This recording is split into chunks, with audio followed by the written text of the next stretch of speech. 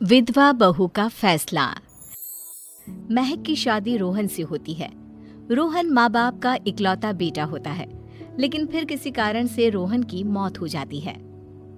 बेटा महक, तेरे आगे इतनी बड़ी जिंदगी है, फिर बच्चों की भी जिम्मेदारी। तू कोई काम कर ले। मैं तो कहती हूँ रोहन के ऑफिस में ही बात कर ले, शायद तेरे लिए कोई काम निकल आए। हाँ माँ जी, मैं भी यही सोच रही थी, लेकिन कैसे बात करूं, किससे बात करूं, कुछ समझ में नहीं आ रहा। अब वो क्या नाम था रोहन का जो दोस्त हुआ करता था, पहले तो बड़ा आता था हमारे घर। राकेश की बात कर रहे हैं? पर वो तो रोहन के बाद से कभी आया ही नहीं, पता नहीं कहाँ है वो। आया था, एक नहीं कई बार आया था, लेकिन मैंने बाहर से ही भेज दिया। घर के अंदर झांकता रहता था, मुझे ठीक नहीं लगा।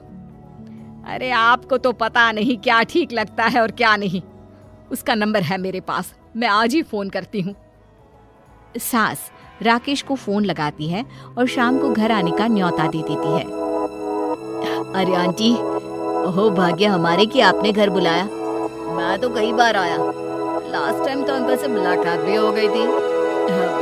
हाँ, वो हम लोगों को निकलना था ना कहीं उस वक्त। अरे छोड़ो ना बेटा, बोलो क्या क्या बकवास कर रहे हो राकेश? अरे मेरा मतलब ये है कि आपकी बहू कहाँ है?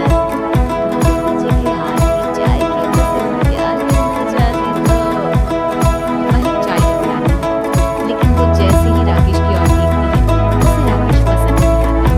वो अंदर जाने को बोलती है कि अरे भाभी जी, कहाँ जा रही है?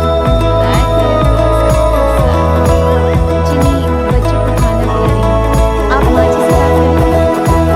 अंदर जाने अरे बेटा राकेश, क्या है ना, वैसे तो तेरे अंकल जी की पेंशन साथ ही ऊपर तो बंद मकान से किराया भी।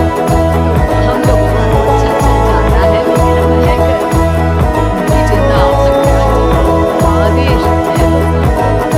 देखो भाग्यवान, रहने दो, कोई बात नहीं, मैनेज हो जाएगा। क्या मैनेज हो जाएगा? आप चुप रहिए जी।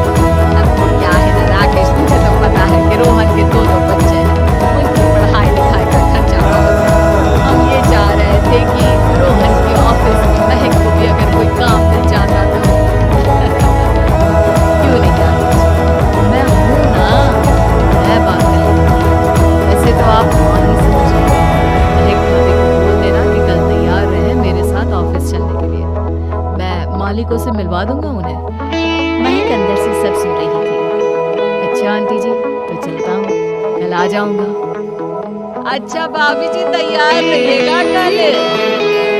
राकेश तो चला जाता है, लेकिन ससुर सास को बरस पाते हैं।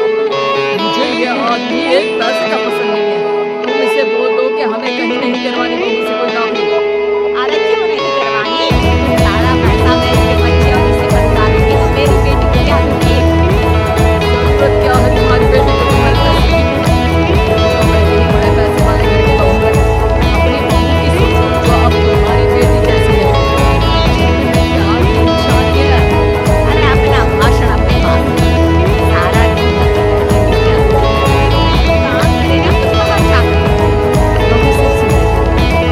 वो अगली सुबह बिना नहाए तैयार तो हो जाती है, लेकिन जैसे ही राकेश आता है, क्या बात है भाभी जी, रेडी हैं?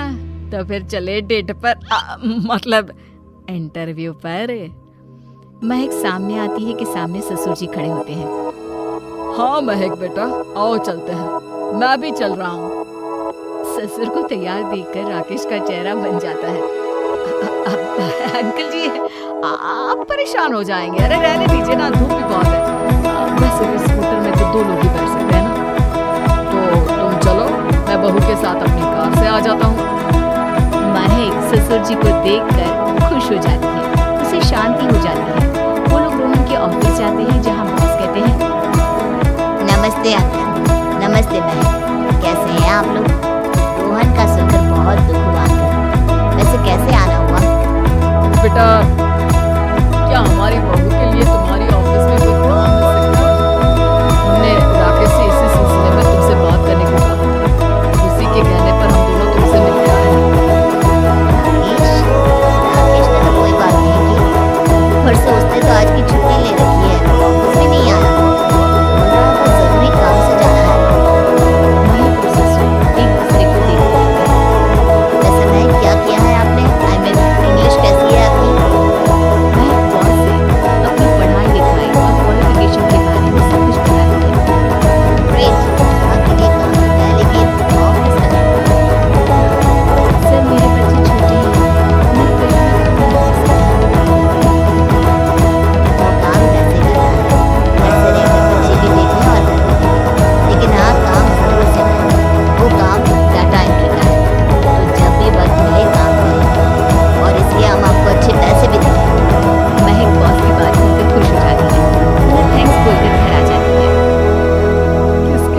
भेज रही थी तुम महक को? अरे वो कमीना, उसने तो ऑफिस से छुट्टी ले रखी थी, बात भी नहीं की थी उसने बॉस से बहू के काम के लिए। वो तो अच्छा हुआ कि मैं साथ में चला गया। हाँ हाँ ठीक है ठीक है, लाकड़ी मिल गई ना, इतना ही काफी है। समय बीतता है और एक दिन फिर दरवाजे पर दस्तक होती है। महक पर कोई नहीं था। महक दरवाजा खोलती है, देखती है कि सामने है राकेश। नमस्ते भाभी जी। नमस्ते, घर पर कोई नहीं है, आपका लगेगा। ऐसी बात है भाभी जी, हम तो आपकी मदद के लिए आए हैं। तो क्या है ना, अंकल जी का फोन आया था कि आपको किसी मदद की जरूरत है। महक को आश्चर्य होता है कि उसके ससुर ने राकेश को फोन क्यों किया। वो ससुर जी को फोन करती है लेकिन फोन नहीं। नहीं अभी किसी भी चीज की जरूरत नहीं, आप जा सकते हैं। अच्छा, एक कप चाय तो पिला दीजिए। महक चाय लेकर आती है। चाय पीने के बाद रोहन मेरा बहुत अच्छा दोस्त था। उसने मुझसे कहा था कि वो रहे ना रहे, उसके घर वालों का, खास करके आपका ख्याल मुझे ही रखना है। तो मैं कल फिर आऊंगा भाभी जी। नहीं, माता पिताजी है नहीं, वो 4-5 दिन बाद आएंगे। आप उन लोगों के आने के बाद ही आइएगा। मुझे ये सब ठीक नहीं लगता।